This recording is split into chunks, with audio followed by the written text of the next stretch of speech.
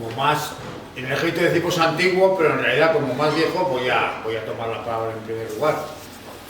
El 23F fue un hecho histórico para España. Han pasado muchos años, han sucedido muchas cosas después del 23F y parece que todavía no está claro lo que pasó. Yo creo que está clarísimo, ¿eh? Lo que pasa es que los que lo diseñaron, lo realizaron y recibieron sus beneficios no quieren contar la verdad de lo que sucedió. A pesar de que la verdad es pública, está publicada en libros, en artículos, en internet, se encuentra. Pero con el dominio que hay en España de los medios de comunicación, esta verdad no sale al gran público, porque a veces tampoco el gran público tiene interés por saber lo que pasó. Yo creo que todos los que nos preocupa España, nos preocupa su situación actual y sobre todo nos preocupa su futuro, pero lo más importante, debemos de tener muy claro qué es lo que pasó. Y si tenemos alguna duda, pues tratar de aclararla. No sé si las tres personas que aquí estamos vamos a ser capaces de hacerlo, pero creo que sí. Como el más veterano de todos, yo viví en primera línea el 23F. Lo viví, no fui personaje activo, pero sí muy cerca de muchos de los personajes activos.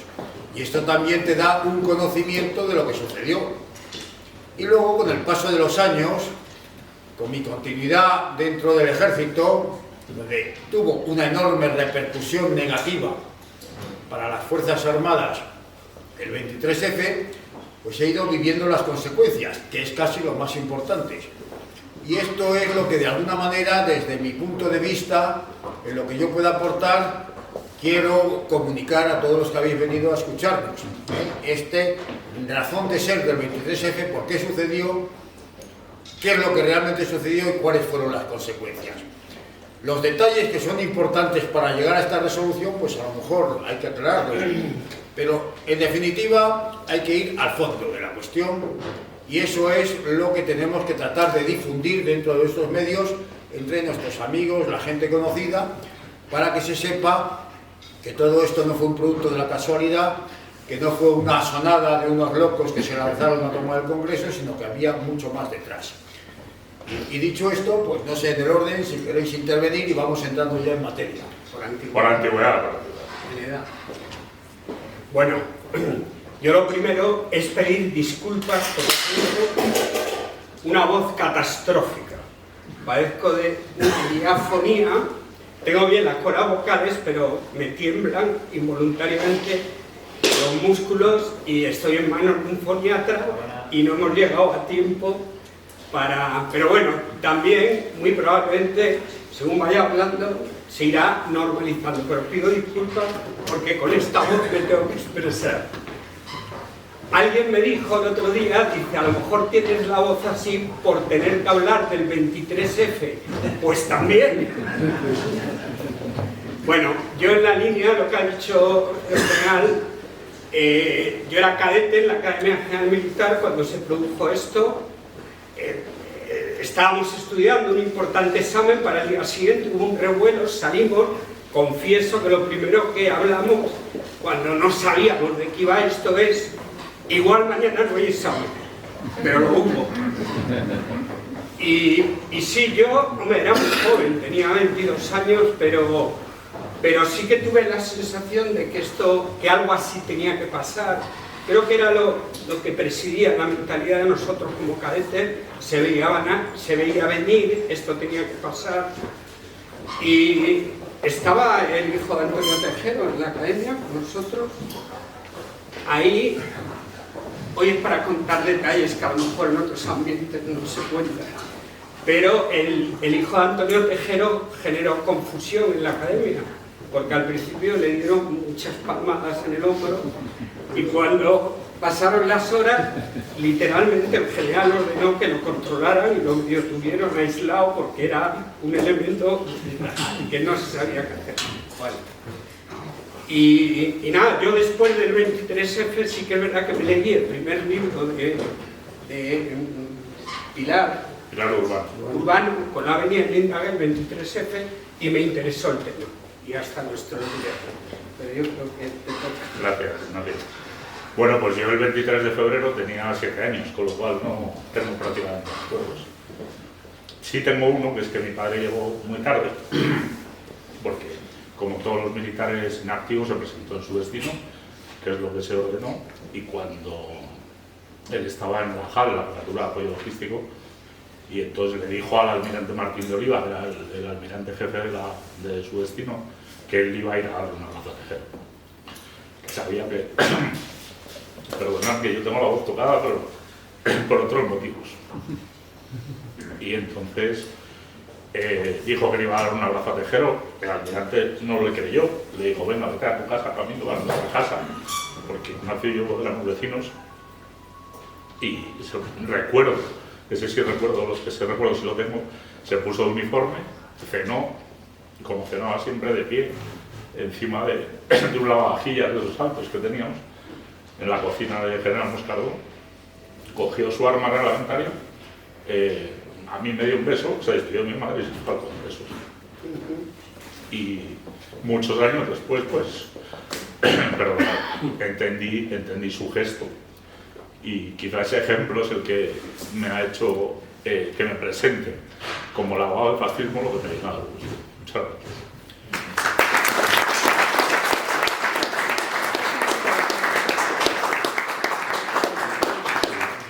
Yo creo que es importante ahora, o sería importante, de alguna manera, recordar qué es lo que pasó exactamente el 23 de febrero, porque la mayoría de los que están aquí, como no lo vivieron, pues no se pueden acordar. El 23 de febrero, en sesión de tarde, estaba reunido el Congreso de los Diputados y se estaba llevando a cabo una votación para aprobar la investidura del nuevo propuesto para jefe de gobierno, que era Calvo Sotelo. Bien, en medio de esta votación, cuando estaban nombrando a cada uno de los procuradores o de los diputados y votaban sí o no, dando su apoyo a esta investidura, aparece en ese momento que entra en la sala de reuniones parlamentaria, entran unos guardias civiles de uniforme, con las armas en la mano, y dicen que todo el mundo esté tranquilo, que va a suceder algo importante, que se sienten, que no se muevan y que esperen las instrucciones que van a recibir. Bien, esta, digamos, aparición en el Congreso se ha producido de una manera que nadie se explica, pero la realidad es que no hay ninguna resistencia por nada de los servicios de seguridad del propio Congreso, Policía Nacional, Guardia Civil inclusive, escoltas personales, Cuerpo General de Policía. Nadie impide ni pone ningún obstáculo a la entrada de estos guardias civiles del Congreso. Estos guardias civiles están al mando del teniente coronel Antonio Tejero Molina, teniente coronel de la Guardia Civil, que previamente había sido destituido de su cargo porque cuando se legaliza en España la ikurriña, que había sido la forma de matar a bastantes guardias civiles cuando trataban de arriar estas ikurriñas donde las ponían, había bomba trampa y habían muerto guardias civiles, pues este teniente coronel había pedido instrucciones en zona, es decir, qué tipo de homenaje había que rendirle, qué tipo de honores había que rendirles a la ikurriña. Entonces la habían destituido y la habían quitado el mando. Un teniente coronel que se había distinguido precisamente por la defensa de las misiones de la Guardia Civil, el cumplimiento exacto de las misiones de la Guardia Civil, y además por defender a sus subordinados, que era muy importante. Por eso el prestigio que tenía y por eso los guardias civiles le siguieron al Congreso. Bien, lo que se dice ahí es que la gente esté tranquila, que esté en orden, que se presentará una autoridad y que dirá qué es lo que va a pasar allí. Claro, hay revuelo, muchos parlamentarios tienen un miedo tremendo, algunos de ellos que eran comunistas y que habían sido detenidos muchas veces por la Guardia Civil, esos tiemblan de miedo, y allí sale el vicepresidente del gobierno, que era el teniente general Gutiérrez Mellado, que está de uniforme. Por cierto, era un teniente general que prohibía la actividad política de los militares, pero él estaba siempre de uniforme haciendo más actividad política que ninguno. Dicho sea de paso, para aclarar algunas cosas. Bueno, pues este se enfrenta personalmente a los guardias civiles Entonces Tejero se dirige a él y como llevaba la pistola en la mano intenta quitarle de medio y que se sentara como habían dado la orden al resto de los diputados, y Gutiérrez Mellado se resiste. Hay que decir también que se resiste porque sabe qué es lo que está pasando y sabe que las instrucciones que tiene la Guardia Civil en esta actuación que está teniendo, está claro que no iba a haber ningún tipo de bajas, por mal que se pusieran las cosas, no se iba a matar a nadie. Eso también le daba tranquilidad a los procuradores normales, a los parlamentarios normales, que sabían que la Guardia Civil no se iba a dejar llevar por el ímpetu y iba a empezar a matar gente. Cosa que no hubiera pasado si los que hubieran saltado al Congreso hubieran sido de la ETA, por ejemplo, porque a eso se dedicaban, a asesinar gente. Bien, ¿qué es lo que pasa en esos momentos? Pues hay una expectativa, ¿qué es lo que pasa? Como se está retransmitiendo por televisión española esta votación, los guardias civiles que entran no pide que se corte esta retransmisión, no quiere que se oculte lo que está pasando, al contrario, quieren que se vea en toda España qué es lo que está sucediendo. Y las cámaras de Radio y Televisión Española siguen dando al público que lo quiere ver lo que está pasando en el interior de las Cortes. En esta espera que se va alargando es cuando llega el general Almada, que era en ese momento el segundo jefe del Estado Mayor del Ejército. El general Almada llega y viene con una propuesta para presentar a los procuradores en Cortes de un nuevo gobierno, que saliera, ya veremos luego por qué, cuáles serán las causas, que sería de la situación en que se encontraba España, que estaba realmente paralizada. Entonces se presenta este gobierno y Antonio Tejero Molina, teniente coronel de la Guardia Civil, que se ha jugado el pellejo apareciendo allí, le pide la lista que el gobierno que va a nombrar. Y ve que en esa lista hay socialistas, hay comunistas, hay separatistas. Dice, yo no me he jugado la vida y mi carrera para que luego llegue este gobierno. Entonces, Antonio Tejero Molina es el que para el golpe que estaba diseñado. Y en el momento que se para el golpe, aquello se paraliza. ¿Qué hacemos ahora?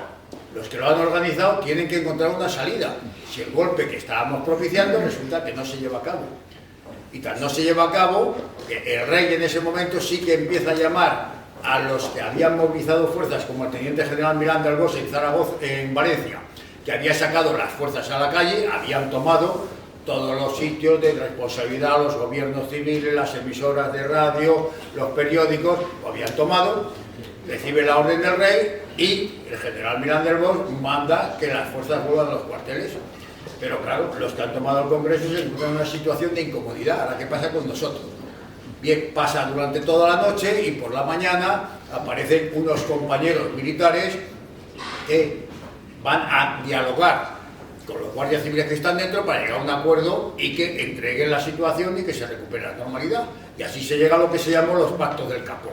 Con los pactos del Capó, los guardias civiles se retiran, se marchan a sus cuarteles, el teniente coronel Tejero, el capitán de navío Camilo Menéndez también se entrega, el comandante Pardo Zancada, que sin contar con él, estando en la división acorazada en el cuartel general en el Pardo, cuando ve que van a dejar solos a los guardias civiles porque el golpe planeado ha fracasado, tiene un movimiento, digamos, una sensación de que hay que apoyar a los compañeros, llama a los que están allí en el cuartel general del Pardo, un día por la tarde, a esas horas ya de la noche, casi de la madrugada, y todos los que hay, los capitanes, los tenientes, los soldados de llamamiento, que era la compañía de policía militar de la división acorazada, se van con el comandante Pardo Zancada para demostrar que están con sus compañeros que han tomado el Congreso.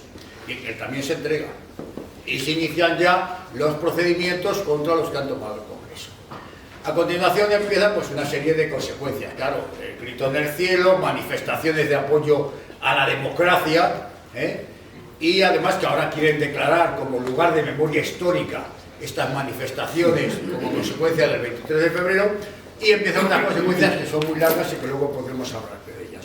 Esto es el aspecto externo, lo que hay por fuera, lo que se ve. A lo mejor me he dejado muchas cosas porque hay muchas cosas que contar, pero yo creo que nos sirve un poco de base para empezar a intuir qué es lo que realmente había pasado, qué es lo que ha motivado que se organice un golpe.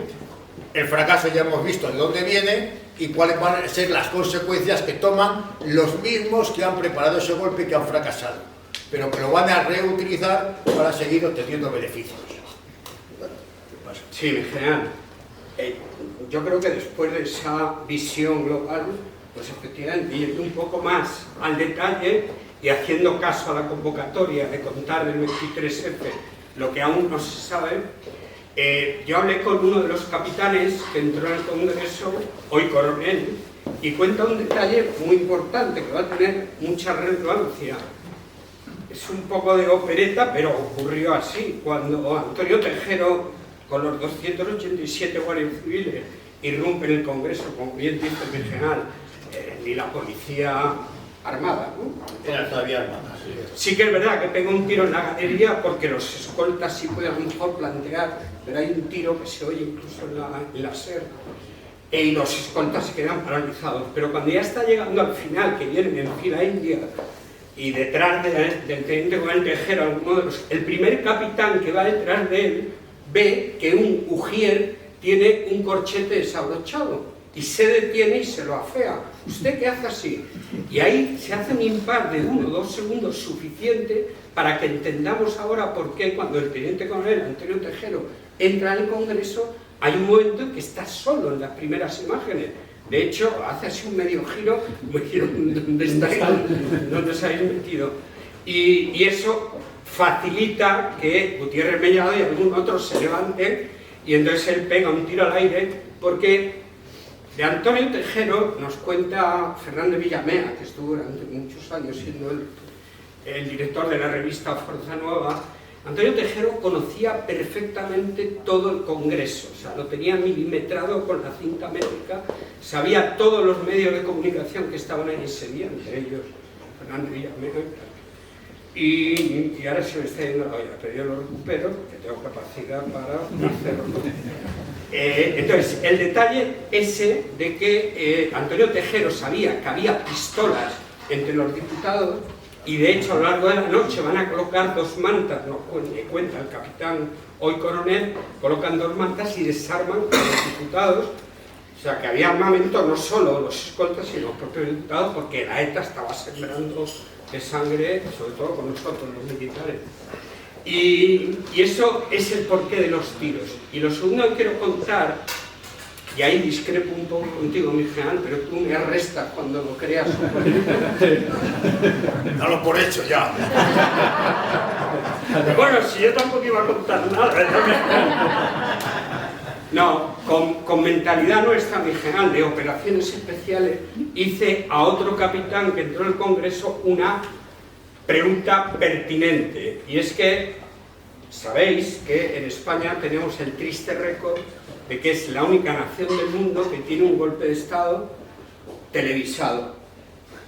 Que lo que tú dices es cierto, pero también va a ser una fatalidad porque al final, en la engañufa final que hay para cerrar esto de prisa y corriendo y dar una verdad oficial, se va a circunscribir a lo que ha sacado la televisión. 33 encausados y alguno más que era imposible de evitar. Entonces la pregunta pertinente que le hago yo a otro capitán diplomado en operaciones especiales es: ¿cómo antes de entrar en el hemiciclo no manda el teniente coronel Tejero un par de guardias arriba, se cortan cables de radio y televisión y la historia que estaríamos contando ahora sería otra? Y me dijo este capitán que él en la agrupación de automóviles donde sale la mayor parte de la fuerza se fue a esto de los sistemas bueno, tengo aquí a mi hermano gemelo, que es comandante también, y que es mi doble, cuando yo me atasco, él me dice... No, pero un sistema de emergencia. Un sistema contra incendios, que entonces había hachas, él cogió un hacha. Bueno, el capitán Gil Sánchez cogió un hacha y cuando iba a subir al autobús, él iba con esa intención de subir rápidamente arriba y cortar todo para que no... Pero cuando se iba a subir, Antonio Tejero, que sí, tuvo que ser él, le reasignó otra misión, le mandó que fuera al Escorial a recoger ahí y por eso se televisó, y eran los 2 detalles que quería apuntar.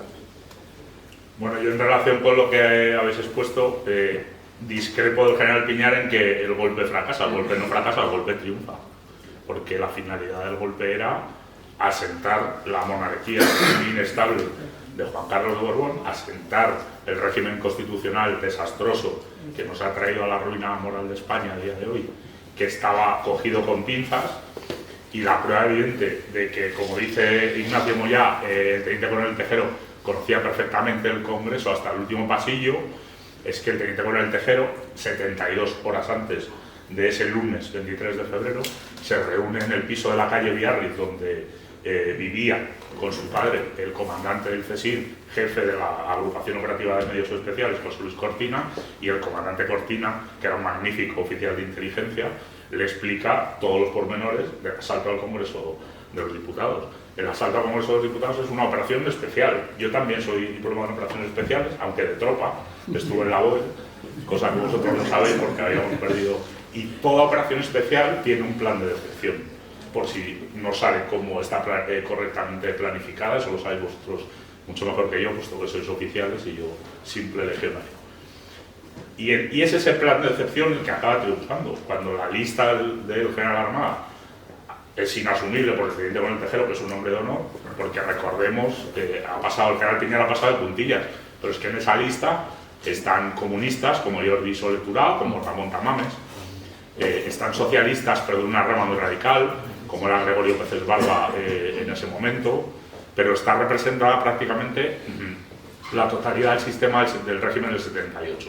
Está Carlos Ferrer Salat, presidente de la recién creada Confederación Española de Organizaciones Empresariales, está el periodista Luis María Ansón, está Antonio Garrigues, en fin, está representado pues la florinata de lo que era ese sistema que se estaba gestando en ese momento. ¿Qué consigue? El golpe no fracasa, el golpe triunfa. El golpe triunfa porque hoy estamos como estamos, porque realmente sabían que el teniente coronel Tejero era la única persona que iba a ser capaz de tomar el Congreso con esa solvencia y la única persona además que se iba a oponer a ese gobierno de supuesta concentración nacional que ellos pensaban que iba a ser de militares. Recordar el comentario del capitán Muñecas, de Jesús Muñecas Aguilar, cuando sube a la tribuna unos instantes después de la entrada de Tejero y dice: estamos a la espera de la llegada de la autoridad, y dice militar, por supuesto. De la autoridad competente dice militar, por supuesto. Y nadie se altera en ese momento, porque a nivel de los partidos políticos, no digo de los diputados de a pie, pero sí desde luego de Felipe González, Santiago Carrillo, Manuel Fraga, todos sabían exactamente lo que iba a suceder. Bueno, he provocado demasiado y voy a tener que contar la versión que creo importante gracias a esta disidencia. Vamos a ver. El 23 de febrero he dicho que no sucede por casualidad. ¿Cuál es la situación de España que motiva los hechos del 23 de febrero? Era una España que había llegado a una reforma política con unas cortes que se habían suicidado. No había habido un de la ley a la ley, eso es la gran mentira de que se parte, había ido del poder al poder. Fue un auténtico golpe de Estado legal la ley de la reforma política, pero que le salió bien, porque de alguna manera la población pues estaba amedrentada ante las huelgas salvajes que había en aquellos años, los asesinatos de la ETA, la situación económica que era también muy mala, y había una sensación que había que fiarse del poder, porque habían confiado en Franco. Franco ya no estaba, pero los herederos de Franco, el rey, jefe de gobierno nombrado por el rey, y algunos, como el señor Torcuato Fernández Miranda, les habían dicho que la única posibilidad de seguir adelante no era una ruptura, que es lo que ahora querían en aquel momento, sino una reforma. Lo que había que reformar, y ya sabemos que reforma es cuando se mejoran las cosas que hay. Si tú reformas tu casa, no la tiras y haces una nueva, sino sobre los muros de la antigua podrás cambiar muchas o pocas cosas, pero lo que son cosas para mejorar. Entonces, lo que engañaron al pueblo español es que se iba a hacer una reforma para mejorar. No se hizo eso. Se derogaron las leyes fundamentales, se convocan unas elecciones no constitucionales, se aprueba una constitución que está hecha en un conciliábulo político de media docena de personas, un poco más, y se llega a una nueva constitución donde todo lo que había se rompe, y lo que era la unidad de España, de hombres, de clases, de territorios, queda totalmente rota. se trae, ya se había traído antes, desde fuera, a la oposición, que estaba exiliada porque quería. En la España de Franco no se echó a nadie de España, se marcharon ellos porque querían. La mayoría volvieron. ¿Quiénes no volvieron? Los que tenían delitos de sangre, que ya habían prescrito. En el año 61 ya no quedaba ningún delito de sangre que se fuera a juzgar en España, pero no volvían porque tenían que mantener su postura.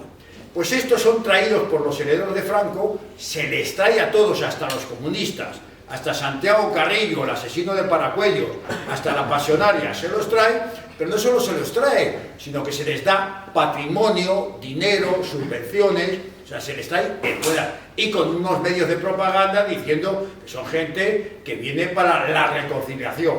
Ya estamos viendo la reconciliación que nos trajeron. Bien, pues en este sistema se da la amnistía a los asesinos de ETA.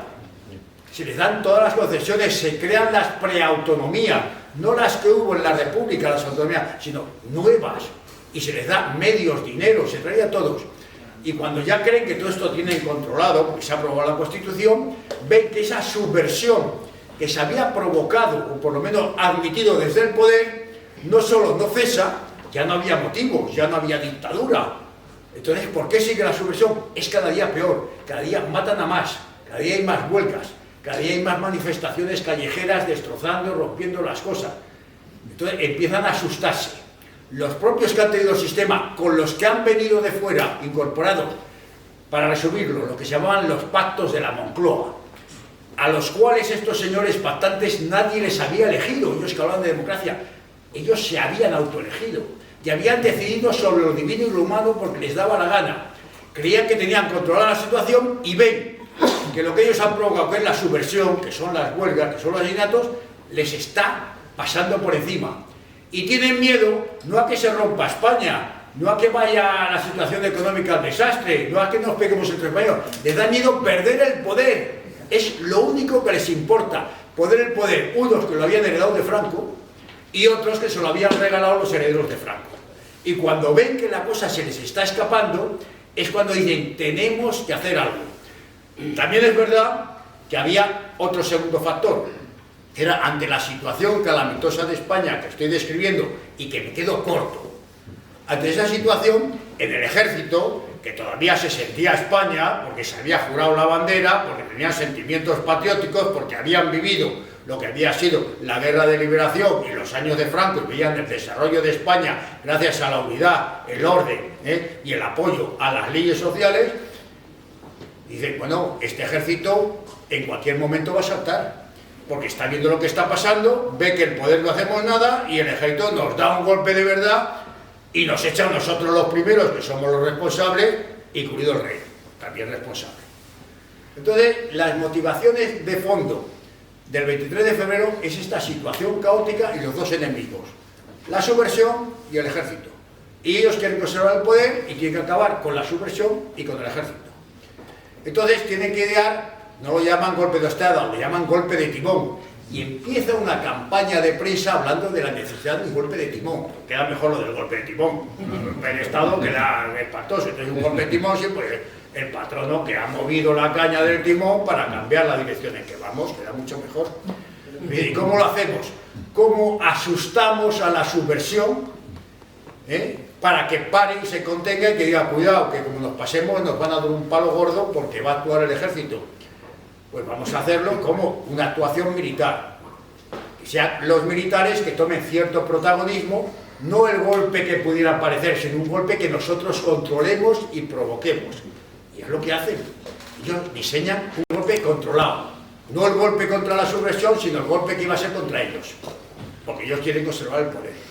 Y al mismo tiempo, al actuar de cara al público, este ejército luego van a poder hacer decir, cuidado, que hay ruido de sables. Estos militares, en cuanto les das una opción, nos dan el palo y nos vuelven otra vez a la dictadura. Ese fue el lenguaje que se estaba utilizando.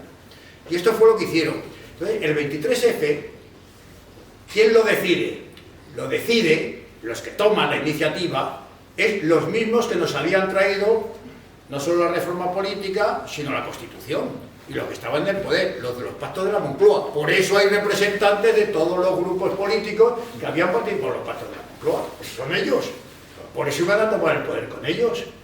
Entonces, la decisión es de ellos. Desde un punto de vista estratégico, de ver las posibilidades, si sale bien, si sale mal, a quién utilizamos, cómo hacemos, actúa el Centro Superior de Inteligencia Nacional. El CSIC en aquel momento, ese lo diseña, lo plantea, y se lo plantea a quienes tienen que tomar la decisión para que vea que es una cosa flexible y que va a actuar según se desarrollen los acontecimientos, pero que siempre van a ganar. Por eso digo yo que fracasa el golpe inicial, pero claro que tiene éxito, ya lo veremos. Entonces, eso lo hace el CSIC. A continuación tiene que aparecer alguien que, como sea, la cabeza visible. ¿Quiénes son? Los generales monárquicos. Los dos generales totalmente monárquicos por encima que todo que había en España eran Miranda del Bosch y Armada. Clarísimamente. Es más, en el resto de mandos del ejército, sobre todo a nivel de capitanes generales, había cierta desconfianza hacia ellos precisamente por ser demasiado monárquicos. Monárquico no se puede ser ni demasiado ni poco, ya por ser monárquico ya te marca para toda la vida, para mal, que nadie piense esa cosa. Debe ser horrible. Pero eso eran excesivamente monárquicos, ¿cómo sería? Bien. Y luego hacía falta también una cabeza táctica, un mando táctico. Por eso buscan al director del Tejero, un hombre con prestigio dentro de la Guardia Civil, decidido, que no lo va a dudar y totalmente fiable. ¿Y qué hace con Tejero? Le caña clarísimamente. Y Tejero, que está recogiendo a los muertos suyos de la Guardia Civil y enterrándolos de mala manera porque no les dejan enterrarlos con honores, está dispuesto a sumarse a lo que sea. ¿Que desconfía del rey? Por supuesto que sí. ¿Que desconfía de los generales monárquicos? Pues sí. Pero si yo puedo parar lo que está sucediendo en España, no puedo quedarme quieto, y menos ahora que no tengo mando. No puedo hacerlo. O sea, el Tejero no quería, dada su idiosincrasia, su manera de ser, de pensar, y lo que era todo corazón, tenía que actuar, y por eso encabeza. Pues son los 4 niveles de la decisión. ¿Qué es lo que pasa? Que en el desarrollo de los acontecimientos, como hemos visto, Tejero para el golpe inicial. Y entonces empieza la segunda parte del golpe. Entonces, muy bien, porque el resultado de parar a esa subversión tiene efecto. De hecho, se inicia nada más acabar todo esto que pasa en el Congreso, la redacción de una nueva ley, que es la LOAPA, para tratar de controlar el poder que pedían las autonomías, porque el peligro de la unidad de España en ese momento, no digo como ahora, porque ahora ya... Pero bueno, era una cosa que se veía.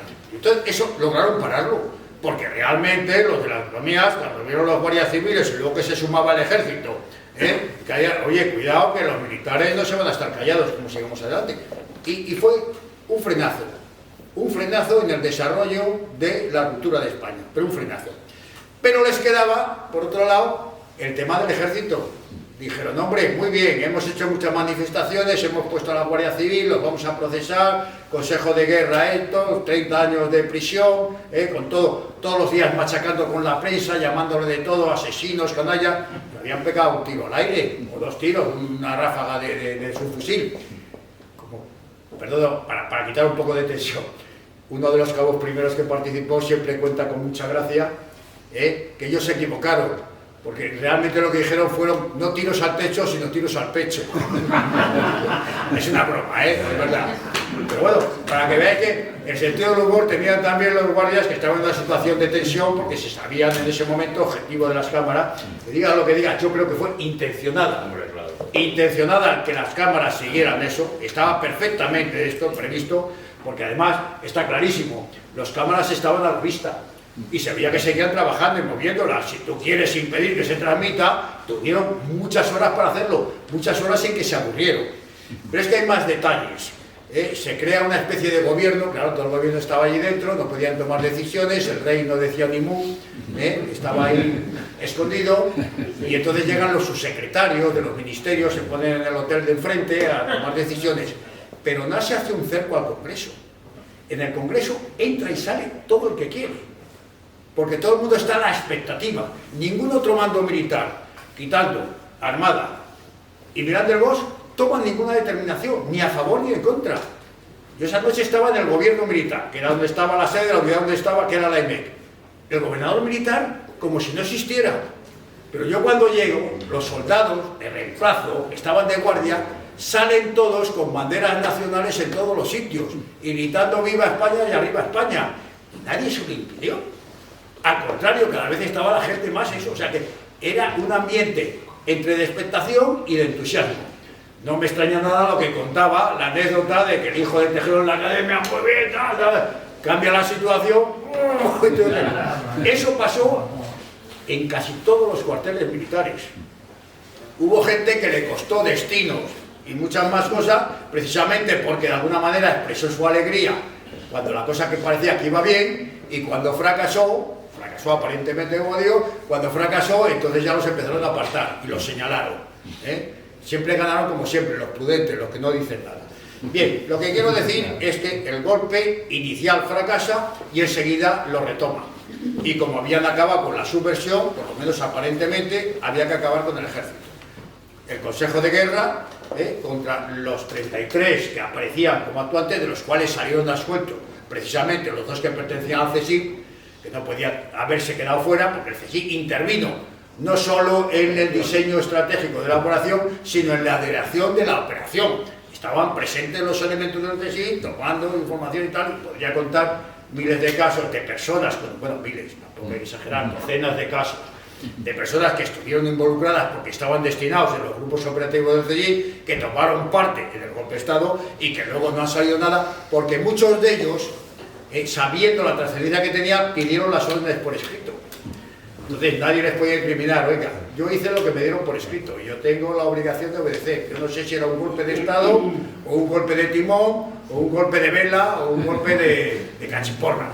Pero yo obedecí las órdenes y como soy militar me atengo a lo que hacía, porque el CSIC en este momento era el 99% de elementos militares. Bien, entonces cuando esto fracasa así, el enemigo sigue siendo el posible golpe de Estado del ejército. Y se desencadena una campaña externa a través de los medios contra el ejército.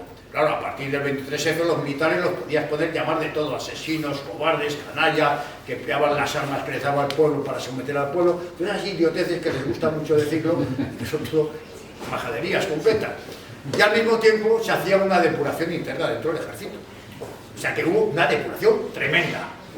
A los que habían salido, no tenían más remedio, los 33 menos 2, 31 que salieron del Consejo de Guerra, eso por supuesto, pero mucha gente que no había tenido nada que ver con este golpe organizado desde arriba, pero que sabían cómo pensaba o cómo estaría dispuesta a actuar en determinados momentos, entonces lo fueron quitando destinos, condecoraciones, ascensos, cursos, etcétera, etcétera, fueron minando.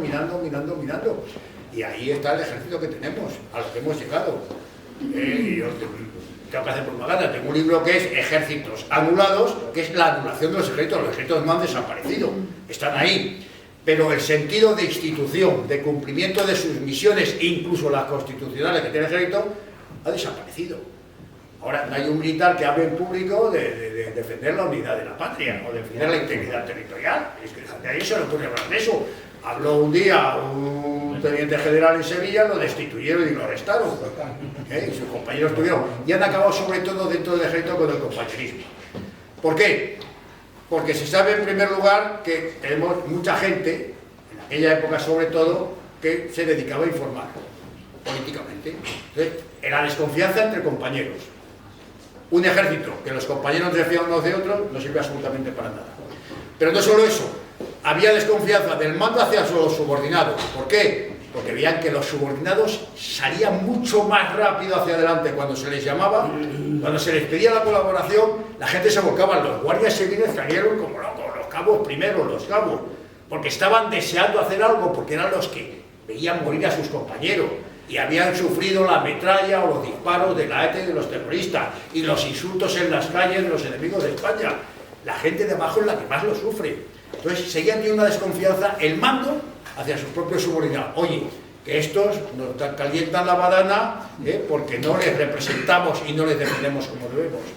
Y naturalmente, lo que es peor todavía, era la desconfianza de los subordinados hacia el mando. Nuestros jefes ya no cumplen su misión, no defienden lo que tienen que defender, pero ni a las cosas importantes como es España, ni a nosotros que somos sus subordinados, que nosotros por disciplina les debemos obediencia, pero ellos tienen la obligación de defendernos ante los ataques de la prensa, de los medios, de los partidos políticos, de los asesinos de ETA, y no nos defienden para nada. Entonces, esta desconfianza interna esta ruptura de la auténtica disciplina, que la disciplina al fin y al cabo es el cumplimiento del deber, esta falta del cumplimiento del deber de compañeros, de superiores y también en algunos subordinados, fue lo que rompió el ejército. Y esto fue la segunda parte de la lucha, que consiguieron también plenamente. Y allá con la llegada del PSOE al poder se desencadenó la lucha contra el ejército, quitándole las leyes fundamentales que lo constituían, empezando por el Código de Justicia Militar, etcétera, etcétera. Bien, podría seguir hablando mucho tiempo, pero somos 3 por hablar. Yo siento, pero me han provocado antes del tiempo. Esto no lo quería decir hasta el final. Bueno, yo estoy de acuerdo en general que has hablado de los barros que nos han traído, bueno, los lodos de ahora. Pero a mí me gustaría dedicar una parrafada al teniente coronel Antonio Tejero, para que entendamos, o cómo yo entiendo, cómo es manipulado y utilizado, pero ¿qué pasa antes para llegar a eso? El origen del 23F hay que remontarse al año 79. Suárez está llevando a España al mismo, está en una carrera alocada política y ha conseguido encabronar a todo el mundo, a sus propios políticos, a los otros partidos, economistas y a nosotros los militares, con más motivo, porque jamás la ETA ha matado tanto en aquella época. Gutiérrez Mellado se estaba encargando de descabezar el ejército con esa política de ascensos miserables y sobre todo, y ahí estuvo tu padre, pues con entierros en los que había que sacarlos por la puerta de atrás, si no es que los féretros se impedía que llevaran la bandera de España. Entonces, cuando la situación está tan revuelta, hay 2 jóvenes comandantes del CSIC, Faura y Peñaranda, que se están reuniendo en Madrid con la élite franquista, con Ansón, a nivel civil, y desde el CSIC ellos diseñan lo que se llama la Operación de Gaulle, que habréis oído hablar de ella. Esto es muy importante para entenderlo, porque lo que vamos a hacer en España al final es tratar de emular, de imitar a lo que los franceses hicieron en el año 58, que lo hicieron con éxito. La Operación de Gaulle consistió en que Francia estaba al borde del caos de una guerra civil por culpa de Argelia y tal, pero haciendo corto el cuentecito, los servicios secretos franceses diseñan un autogolpe, que ya estamos hablando aquí del autogolpe, pero este es el origen. El autogolpe consiste en que el ejército tome la patita, que dé un susto a la Francia de 1958, y con ese susto, y con unos políticos que en eso sí eran parecidos a los nuestros, que están totalmente desaforados y con una ambición de poder, pues con ese susto se traen al general de Gaulle, que está ya retirado en la campiña, y efectivamente el general en jefe de la fuerza francesa, Massy, hizo un desembarco con paracaidistas en Córcega, desde Argelia. Francia se colapsa ante esa cuestión tan anticonstitucional, como va a ser la nuestra, y a ellos les da resultado. Sale de Gaulle, se presenta y se da paso de la Cuarta a la Quinta República. Les salió del libro, es un autogolpe, es decir, los servicios franceses, con la ayuda del ejército, hacen lo que acabo de explicar. Eso lo pasan a un informe, y cuando Rodríguez Sagún hace su primera visita al CSIC, los pelos se le terminan de poner como carpias. Cuando ve eso, echa del servicio a Faura y a Peñaranda, eso es un disparate, ordena que eso se anule, pero una copia queda en los archivos del CSIC. Ya en el año 80, ahora vamos con Antonio Tejero, acaba de hacer la Operación Galaxia. El teniente coronel Tejero tiene una convicción, es que España está al borde a nivel militar, a todos los niveles, y él tiene un algo que no tenemos el resto. Él es impetuoso, como tú dices en tu libro, pero tiene los cojones suficientes para dar un paso que a lo mejor el resto no haríamos, y él tiene el convencimiento, esto es muy importante entenderlo porque hay que traspasarlo ahora al Congreso. Él está convencido que si él consigue lo de Galaxia, que consistía en con fuerzas armadas irrumpir en Moncloa, secuestrar a los ministros y obligar al rey a que se pare el disparate que ya había en la época de Galaxia, para que un comandante que estaba en la trama lo denunció a él y a su querido capitán Inestría, que luego asesinaron en la ETA. Pero esa es la mentalidad de Antonio Tejero. Si yo doy un golpe a un punto neurálgico del Estado, estoy convencido que el resto de militares me van a secundar y como las piezas del dominó lo vamos a conseguir. Lo han detenido, ha estado cumpliendo 7 meses de arresto y ahora lo tenemos en el año 80, que está en lo que los militares conocemos como situación de disponible. Y aquí la pregunta también que hay que hacerse, bueno, los servicios secretos, ¿qué están haciendo con respecto al teniente coronel Tejero, que acaba de salir de prisión? Pues los servicios secretos del CSIC estaban haciendo lo que había que hacer. Le estaban persiguiendo, le estaban monitorizando, le estaban vigilando. Y ahí se da una circunstancia muy curiosa, y es que el agente del CSIC que se ve en la obligación de vigilar al teniente coronel Tejero es el capitán Gómez Iglesias, que ha estado destinado con él en Ichaurrondo, que han levantado muchos cadáveres con sangre, adora al teniente coronel Tejero porque tenía un liderazgo muy carísima, fuera de toda duda, y ahora este agente del CSIC está viendo que Tejero, con la cinta métrica, está, y hay un momento en que él está con el corazón partido, como diría el cantante Alejandro Sanz. Por cierto, que tengo también aquí a mi hermano Enrique, que igual está peluzón, que no he dicho nada de ti. Bueno, y entonces Gómez Iglesias tira de la responsabilidad y denuncia a su querido teniente coronel Tejero al comandante Cortina. Mi comandante, estoy en la obligación de decirte que Antonio Tejero y tal. Y ahí es donde Cortina dice, a ver, repíteme, le cuenta, y permitidme que emplee esta frase o esta expresión, ese PAC vamos a mantenerlo vigilado y monitorizado, no le cortemos las alas porque a lo mejor nos puede servir para el futuro. Es decir, la operación de Gola, la española, y es lo que va a terminar haciendo Tejero. Antonio Tejero es curioso, y eso tiene mucho que ver con nuestra comisión de militares, nunca preguntó, él daba por hecho que después de sentar en el Congreso lo que habría sería una junta militar. Que se sepa solamente en la calle General Cabrera, cuando se reúnen todos allí, Milán del Bosch, eso es un éxito de Armada. La Armada ha conseguido que en la calle General Cabrera estén todos los ruidos de sables que había en la época, que era la de los generales, la de los coroneles, los espontáneos, y él consigue que por medio de Milán del Bosch, que tiene una fidelidad absoluta al rey, y basta que Armada le diga que el rey está en esto para que él no pregunte tampoco, ahí parece ser que en General Cabrera es la única vez que Antonio Tejero dice mi general a Milán del Bosch, y una vez que yo esté con los guardias en el Congreso, que parece ser que Milán del Bosch le dijo, Antonio, tú y yo no tenemos que meternos en eso, para eso estamos Armada y toda la cuestión política, nosotros, nuestro operativo y nuestra responsabilidad es la militar. Y sí me creo que Antonio Tejero no era un ingenuo, ni era un torpe, ni era un imbécil, como se le ha insultado muchas veces, sino que es verdad que nosotros los militares tenemos una obediencia de vida sana. Es decir, obedecemos porque forma parte del ADN de nuestro oficio. Y es porque cuando estemos en la mayor de las crisis, que es la guerra, tú tienes que obedecer.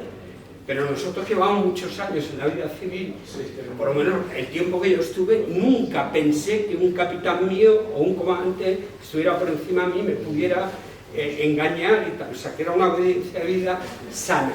Y eso justifica el por qué Antonio Tejero todavía, en la calle Juan Pintor Gris, cuando se reúne con Armada, tampoco le pregunta a Armada, le dice, usted entra en nombre del rey, por favor que sea incruento, y ya yo creo que le debe decir a las 2 horas llegaron a la autoridad y tal. Luego el capitán Muñeca dice serán 20 o 30 minutos, pero bueno, eso es un detalle menor.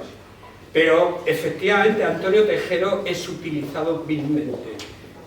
Cuando, bueno, avanzando un poquito más, en paralelo con esto que lo tenemos ahí fijo, pues se genera la solución armada. Es decir, los políticos están pensando que a Suárez hay que derrocarle y se diseñan 2 planes, el A y el B. El A llaman constitucional y el B es el pseudo constitucional, que en definitiva es lo mismo que hicieron los franceses. Antonio Tejero, entrando en el Congreso, eso se le llama un SAM, supuesto anticonstitucional máximo, pero ese es el plan B, en caso de que no le podamos hacer una moción de censura por la espalda a Suárez, que Suárez estaba en la inopia, esa es una pregunta que me he hecho muchas veces, pero estaba tan acostumbrado al ruido de sables que pensaba que no iba a pasar nada, y el caso es que la moción de censura durante todo el año 80 se ha encargado Armada junto con Cortina de viajar y directa o indirectamente crean ese gobierno de concentración en el que piensan en que lo que hay que hacer es hacer una moción de censura a Suárez, colocar, habían pensado al principio en un civil, pero luego pensaron que Armada era el ideal porque hacía falta contundencia para todo lo que estaba pasando y que mejor que el presidente del gobierno, de ese gobierno de concentración, fuera militar. Pero ya estaban representados todo el arco político, excepto el País Vasco y Cataluña, Vascongadas y Cataluña, que no quisieron saber nada, pero efectivamente había hasta comunistas en ese gobierno. Pero esto es interesante para todos, es interesante para los políticos que estaban deseando acabar ya con Suárez, que ha conseguido crispar a toda la sociedad española y se ha convertido en un enemigo absoluto de la nación. Los políticos porque no tocan, como se dice, pelo, porque ha ganado las dos primeras elecciones, la que no era constitucional y 2 años después, la del 79, y están hambrientos. Por supuesto, Felipe González está como loco por ese gobierno de concentración, porque para él es un atajo. Y yo, que me coloco de vicepresidente de ese gobierno de concentración, está previsto para 2 años. La idea es gobierno de concentración provisional, 2 años, salvamos la deriva. ¿Qué parte de la deriva? Pues la parte, desde luego, de las autonomías, la parte de la ley electoral, que era un disparate y así ha llegado hasta nuestros días, por supuesto el terrorismo. A los 2 años, cuando se haya, esto es un poco parecido a lo de Francia, insisto, cuando se haya llegado a corregir esa deriva tan preocupante de Suárez, se vuelven a convocar elecciones, pero esto no es posible porque con Suárez se equivocaron cuando le eligieron en una de las variables. A Suárez lo elige Torcuato Fernández Miranda, porque es de la misma edad del rey, pues porque es un hombre seductor, persuasivo. Nos puede interesar que esa variable no es poca cosa, que luego la va a utilizar, y luego ha vestido la camisa azul de Falange, pero no tiene una carga ideológica muy marcada, y de hecho Suárez va a crispar a muchos militares o a mucha gente de la sociedad actual, pero va a ser aceptado por muchos, entre ellos algunos militares. Pero la última variable se equivoca. Suárez no tiene proyecto político, pues no voy a decir pelele porque no era la idea, pero va a ser una persona que se va a adaptar a lo que ha previsto Torcuato Fernández Miranda. Para que cuando se sentó en la Moncloa se agarró ahí.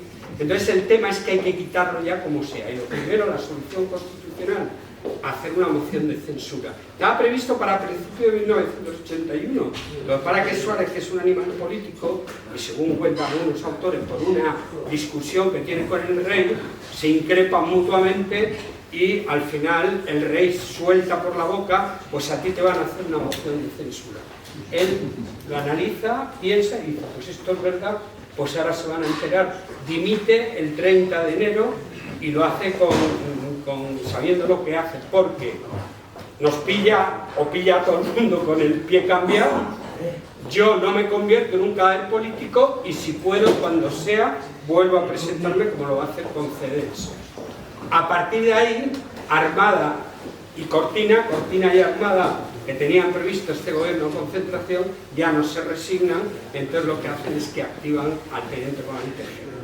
Y le dicen, entre usted en el Congreso, pero ya engañado, para que, una vez que Tejero, como ha dicho el general, pues haya paralizado el gobierno, pues venga el Mesías de Armada, y esto no es posible porque Tejero efectivamente corta esa parte del proceso.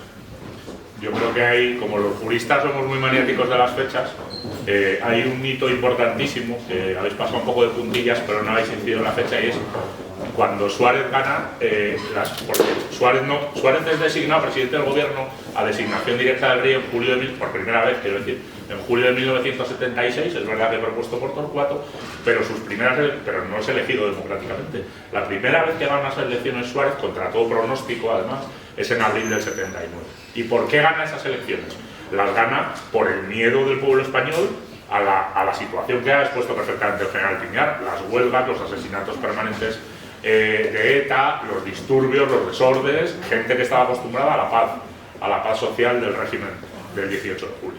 Y entonces ahí es donde verdaderamente se empieza a gestar la operación de Gol, porque Felipe González daba por hecho que el Partido Socialista iba a ganar las elecciones del 79 y no las gana. Y es entre la segunda mitad del 79 y todo el año 80 donde efectivamente el comandante Cortina, por un lado en colaboración con el General Armada y por otro lado con todos esos elementos políticos y sociales, no solo políticos, empieza a preparar la operación.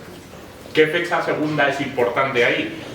La dimisión de Suárez es el 30 de enero y el nombramiento del general Armada, que hasta entonces era el general jefe de la división Urgel en Lérida, se produce como segundo jefe de Estado Mayor el 1 de febrero.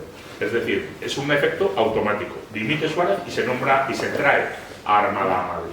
Y ese es el momento, en esos 20 días, no digo 23, digo 20, porque la reunión del comandante Cortina con el teniente coronel Tejero en el piso de la calle Villarri se produce el 20. Es decir, entre el 1 y el 20 de febrero de 1981 se gesta la operación especial de asalto al Congreso. Y el plan de decepción, que estaba perfectamente preparado, se había gestado durante el año y medio inmediatamente. Bueno, la operación está detenida hasta el 13 de febrero, que todavía Armada se ha visto 2 veces con el rey, le está diciendo Calvo Sotelo, es un error, majestad, vamos a volver a lo mismo, y el rey, este dato es importante, porque el rey podía haber elegido a Armada el día 10 de febrero, que es cuando propone a Calvo Sotelo. Y él se decanta, dice un autor, entre la solución más constitucional, que es Calvo Sotelo, que es quien ha propuesto Suárez, o Armada, que lo puede nombrar perfectamente, porque una vez que está vacante la presidencia de gobierno, nos puede nombrar o proponer el rey a cualquiera de los que estamos aquí. Si luego el pueblo español nos elige, somos presidente del gobierno. Ese dato es fundamental, porque para mí ahí el rey ya no es la figura que se ha querido pensar, que instiga la parte del Congreso. Hombre, durante 10 días, Ignacio. No, pero vamos a ver, ahí hilo por una cosa, solo no quiero interrumpirte y continúas.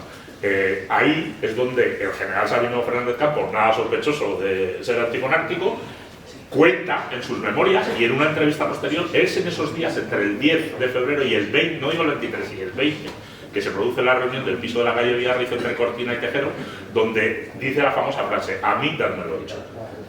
Y es así, eso es cierto, eso lo ha contado Sabino, no lo decimos ninguno.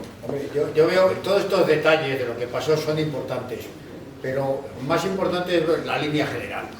Y la línea general es que la primera fase del paso a la democracia, como llaman, se hace totalmente antidemocráticamente. Hemos hablado de los pactos de la Moncloa, nadie los había elegido, y se utiliza una herramienta a favor de ganar a la población, a la opinión pública, todo lo que era el movimiento. Es inconcebible lo que pasa a partir del año 75 hasta que se aprueba la Constitución si no existe esta cadena de radios y de periódicos del movimiento, que eran la mayoría en España, los de más prestigio, con los periodistas que tenían más seguidores, exactamente igual en la radio y digamos la televisión. Todo obedecía al poder del movimiento. Entonces, estos son los que van convenciendo a la población española de que no hay más remedio de que seguir en esta dirección. Cuando ven que ya tienen, como he dicho antes, que tienen la Constitución, que tienen todo el poder, que se lo están repartiendo, que hay una oposición que está bien fundamentada como es la socialista, que las autonomías empiezan a desarrollarse y empiezan... Entonces es cuando creen que ya no les hace falta toda esta red de medios, que no son la red de medios, que son la red de las personas, porque no olvidemos que los gobernadores civiles eran los jefes provinciales del movimiento y que los alcaldes eran los jefes locales del movimiento, y con todas estas autoridades intermedias que tenían tanta influencia en todos los sitios, con todas estas se hace esto. Y cuando ya creen que lo tienen ganado, que han ganado lo que decían la democracia, que no era democrática, pero que habían llegado a lo que ellos llaman democracia, empiezan a prescindir de estos medios, situación que les está superando. De hecho, no tienen los mismos instrumentos que tenían hasta entonces, y por eso les entra el miedo. O sea, que todo tiene su explicación, no que les entre el miedo solo por la mayoría de la ley, que ya no tienen forma de contrarrestar esta nueva situación. Y por eso es porque le llevan un cambio de política y tienen la posibilidad de salirse del camino constitucional, porque lo pueden perder perfectamente en unas nuevas elecciones que ya no van a dominar, y tienen que dar un susto a la población de que esto se nos va de las manos y que hay que actuar más drásticamente, y por eso recurren llamarlo operación de gol, llamarlo golpe de timón, llamarlo como quieran, pero hacen este juego de fuerzas para tratar de reconstituir la situación, y eso claro que tienen éxito, pero es motivado porque ya no dominan la situación como había antes. Ahora tenía que fiarse realmente de lo que iba a expresar el pueblo, y tenía mucho miedo de lo que dijera, porque había mucho disgusto a nivel de la población, porque veía los asesinatos, veía las huelgas, había mucha gente sin trabajo. El gran paro que todavía tenemos empieza precisamente en los años 78, 79 y 80. Empieza el paro ya endémico del campo laboral español. A partir de entonces no nos hemos recuperado. Y claro, ahora ya nos hemos acostumbrado. Pero en aquel momento, que no estaban acostumbrados, que todo el mundo tenía empleo, que podía tener 2 o 3 cosas, que podía perder un empleo y encontrarlo, pero eso está la gente un poco soliviantada.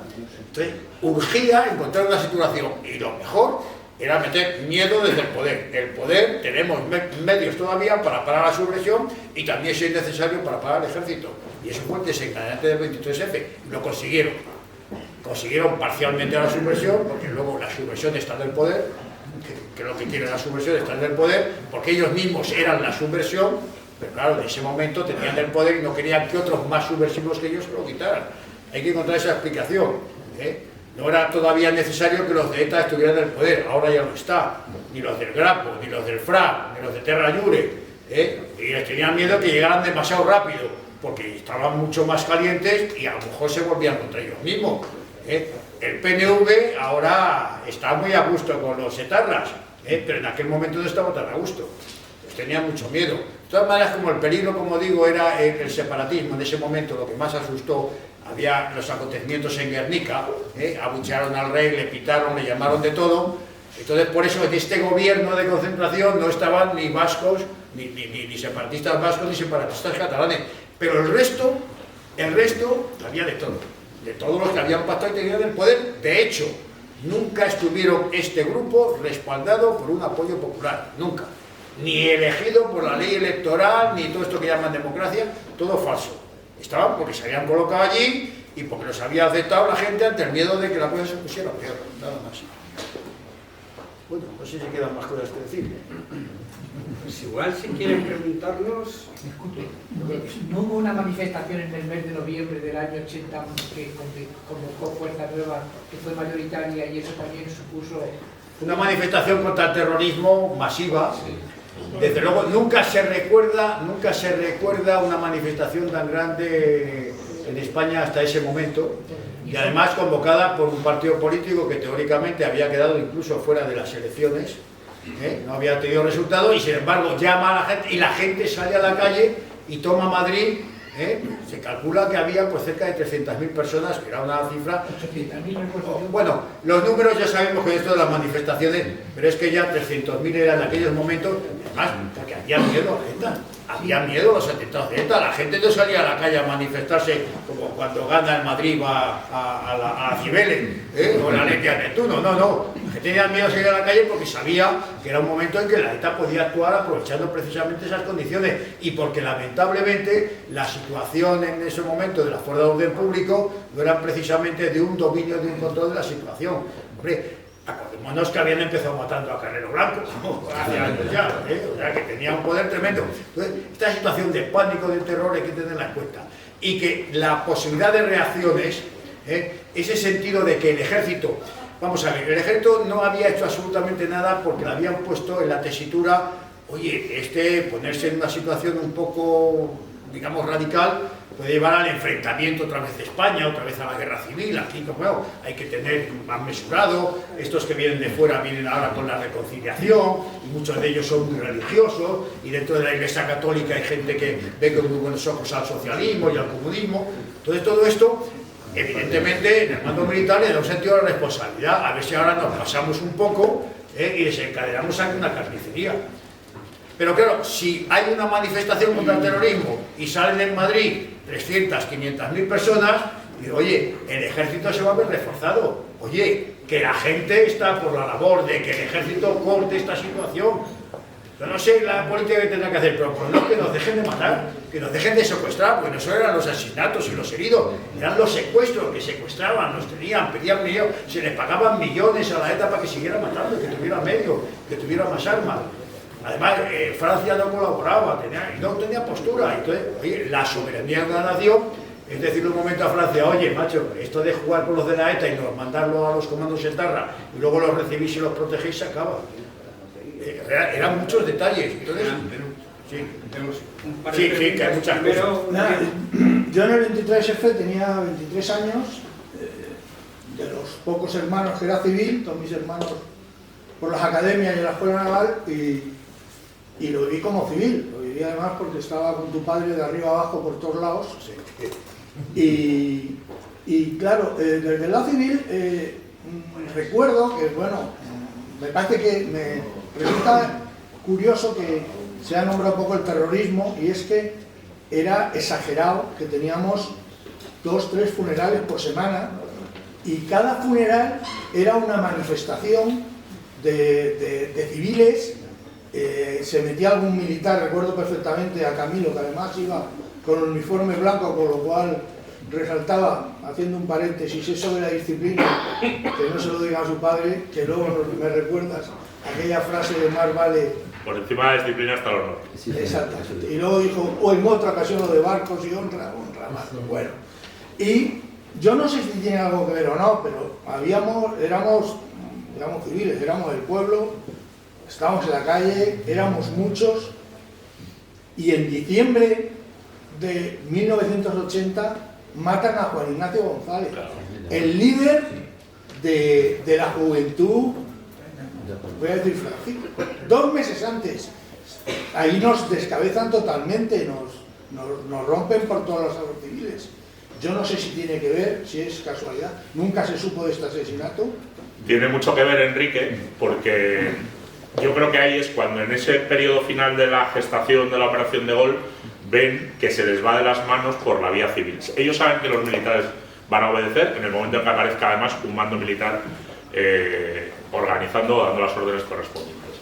Pero pasan 2 cosas, efectivamente el asesinato de Juan Ignacio, sin aclarar, el 12 de diciembre de 1980, es decir, 2 meses antes del asalto al Congreso.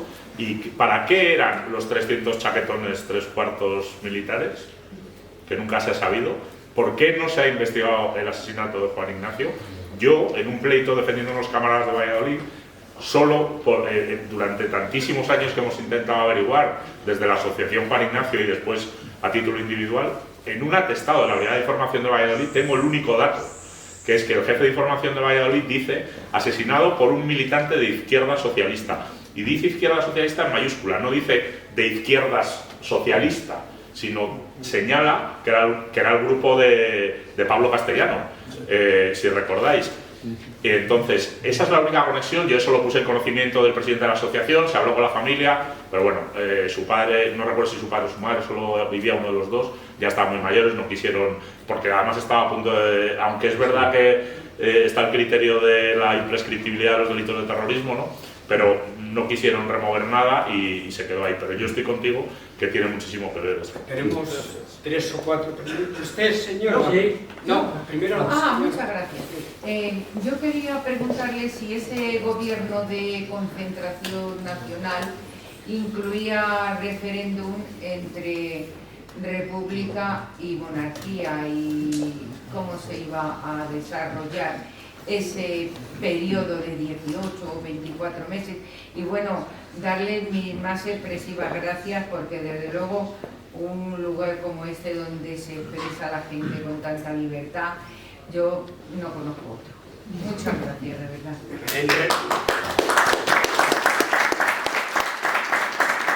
Hasta donde yo sé, no había ese supuesto referéndum. Es decir, el gobierno de concentración era para atajar las 4 cosas que hemos dicho, el terrorismo. Teníamos una pregunta. Sí, no, primero es que yo quería manifestar que se habla poco hasta qué punto está dirigido por el CSIC esta operación en su totalidad. Que los autobuses son escoltados por vehículos ligeros del propio CSIC, que nos coordina con Tejero, Gómez y Kessel, que es el mismo que precisamente la había denunciado 2 años antes. Al efecto se crea una cédula especial que se llama el SEA, que es la sección especial de agentes. Tienen un piso franco, creo que en la calle Fenaflor, al lado de las Cortes, donde empiezan a crear todo el operativo. Entonces la pregunta, que es concreta, que me quiera pueda responder, es si sabemos si los miembros de García Almenta, o de González Suárez, o del CSIC en concreto, del SEA creado por Cortina y que estuvieron en el entorno, se entraron antes en el Congreso para preparar esa entrada, como ha dicho el general Piñar, sin ninguna resistencia y de una manera fácil, o si simplemente se creó, ¿para qué se creó esta unidad?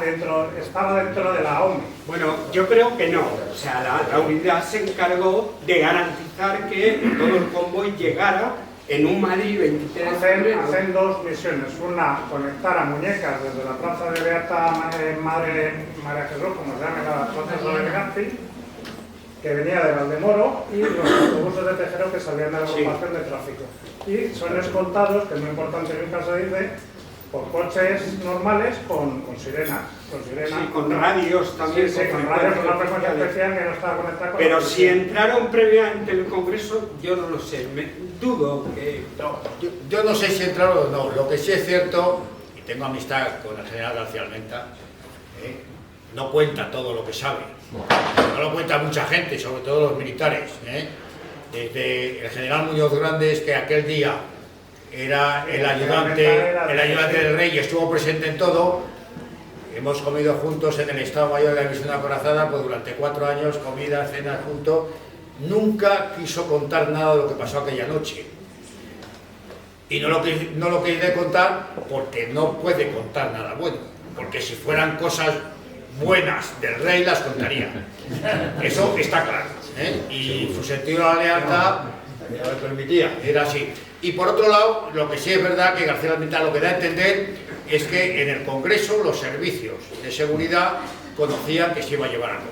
No digo que estuvieran ellos dentro allí, pero por lo menos habían sido informados para que no reaccionaran, porque eso sí que hubiera sido muy peligroso. O sea, una pequeña unidad o algún individuo llevado por su carácter o cosas así reacciona, eso podía haber acabado muy mal. Entonces, además es inexplicable que no hubiera ninguna reacción importante si no es que había un previo aviso.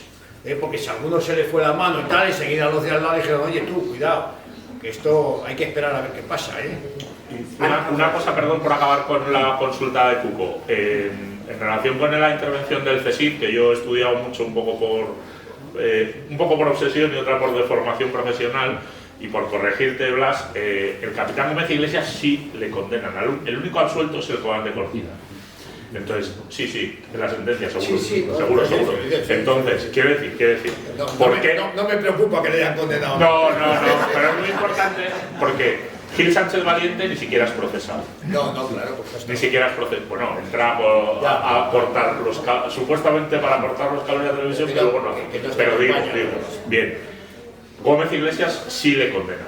Cortina no le condenan, y Cortina no le condenan porque era un tío, o es, no sé si vive, con un par de huevos, la verdad es que hay que decirlo, y el tío dice que como el tío le condenen, tiene copia absolutamente de toda la documentación preparatoria de la operación y lo publica. No, y lo de Carrera. Y entonces, al comandante Cortina se le absuelve, el fiscal recurre la absolución de Cortina al Tribunal Supremo, y el Tribunal Supremo, en junio de 1983, confirma íntegramente la sentencia, ajustando algunas de las penas, confirma la absolución del comandante Cortina, y un mes después, que la gente se ha pensado que fue 15 años después y tal, en el piso de la calle Biarritz, donde él vivía con su padre, entran, queman la vivienda y calcinan vivo a su padre. Sí. A ver, por aquí sí. Una cosa, si no os importa, dos preguntitas más. Que el general ¿cuántas? Dos preguntitas más. Dos, una. Que el general tiene compromiso de registrar la libreta de hoy. ¿Está usted primero? Hasta las 8:15 aguantamos. Pues estas dos, ya no puede haber más. Venga, pues empieza usted. Yo tengo dos preguntas. ¿Por qué se le denomina años después del golpe el autogolpe de Juan Carlos I? Esa es la primera. Porque no fue. Y la segunda, la famosa frase de Sabino, ni están ni se les espera. Sobre el general Armada.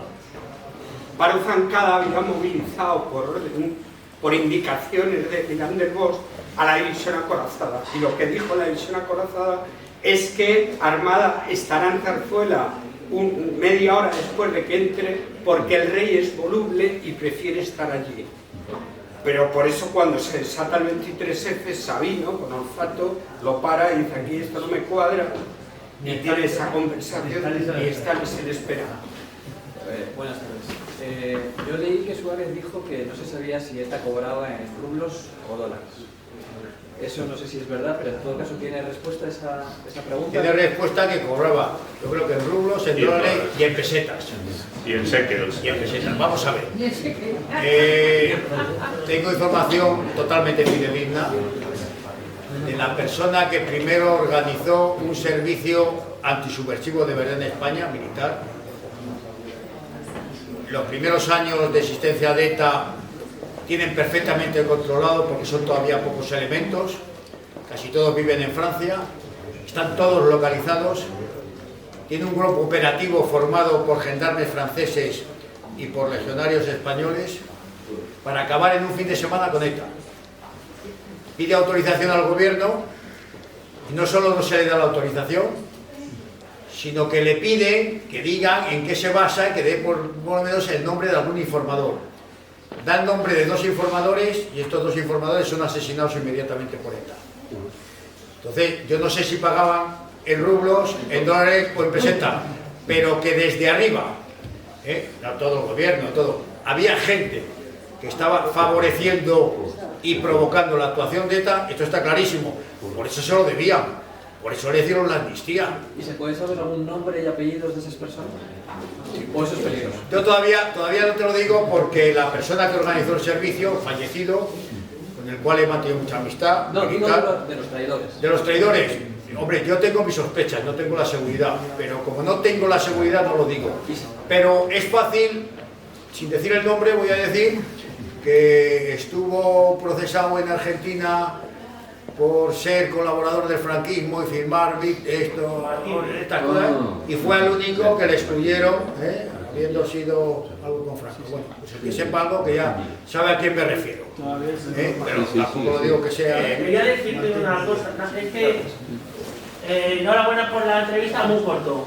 Tengo testimonio directo, mi padre ha fallecido, pero bueno, era una persona que atendía el bar del Hotel Palace. Testimonio de que la malla cero era un teléfono. No es casualidad que se reúnen en el Hotel Palace cuando entran en el Congreso, porque es el hotel donde la malla cero, que era un teléfono con grabación en el despacho del director general, conectado a Zarzuela. De hecho, las grabaciones al día siguiente, el director cuando es excluido, están desaparecidas, nunca se encontraron del despacho del Hotel Palace. Cuando entra Tejero, Carrés se va por Armada y en el bar, testimonio de mi padre, le dice: ¿por qué nos habéis engañado? Yo, mi pregunta, teniendo los indicios que tenía todo el mundo de que el rey, en hechos, y no en hechos, en la certeza de que cuando llama Jordi Pujol al rey le dice: tranquilo Jordi, en la Guardia Civil, mi pregunta es: ¿por qué la gente que procedía del movimiento del 18 de julio, que todavía tenía base suficiente como para detectar si esa operación era factible o no, por qué se mete en la operación y por qué finalmente, sabiendo que es una operación suicida, porque el rey comandaba esa operación para beneficiarse, por qué entra en esa operación y en el motivo de si había otra operación dentro de ella que podía haber desestabilizado la primera? Gracias. Yo creo que porque sabían que el rey estaba detrás, pero no sabían que era para beneficiarse exclusivamente a costa de dilapidar el ejército del 18 de julio. Yo lo que sí te puedo contar es que el general Armada había sido preceptor del príncipe, era una persona muy cercana a ella, no era precisamente un militar, digamos, de tropa, con destino de unidades. Fue sorprendente los destinos que tuvo al final. Y sí, lo que es verdad es que siempre, cuando había algún entierro en el cuartel general y nos movíamos por ahí los capitanes, no echando bendiciones precisamente, nos metía en un despacho y nos daba explicaciones, tener confianza en el mando, que lo que se tenga que hacer se hará en su momento. Pero por favor, no pongáis la situación más tensa porque se tomarán las determinaciones en su momento preciso. Esto es lo que nos contaba, es de lo que conozco yo personalmente Armada. De estas no llamadas, no nos corregía, nos decía, oye, hay que encauzar esto y para eso estamos nosotros, que para eso somos los generales. Bueno, teníamos esa confianza hasta que pasó lo que pasó el 23 de febrero. Ahí ya se rompió esa confianza. Entonces esto yo creo que le pasaba a mucha gente, a todos los niveles. Todavía se seguía confiando en estos, vamos a llamar mandos intermedios, generales, antiguos directivos del movimiento y tal, de que quedaba todavía algo, porque se invocaba eso, se seguía invocando. Ahora no te invocan a España, a la unidad, eso no, pero entonces sí se invocaban, y eran los mismos que estaban haciendo las penalidades financieras estas, y te estaban invocando a la patria todos los días. Entonces, hombre, teníamos que tener una confianza. Como digo yo lo que soy lo he aprendido de mis jefes.